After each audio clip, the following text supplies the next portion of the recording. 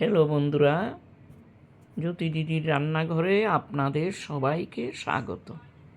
আমি একটি কৃষ্ণের গান করব। সময়ানুবাস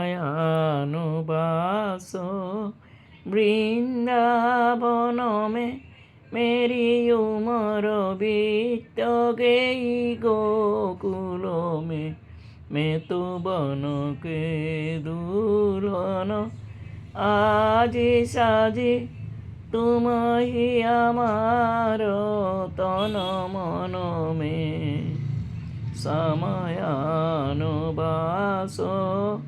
বৃন্দাবন মেরি উমর বৃত্ত গেই গোকুল মে তু বনকে দুলহন আজি সাজি বাসি তুমহি আমার তন মন মে।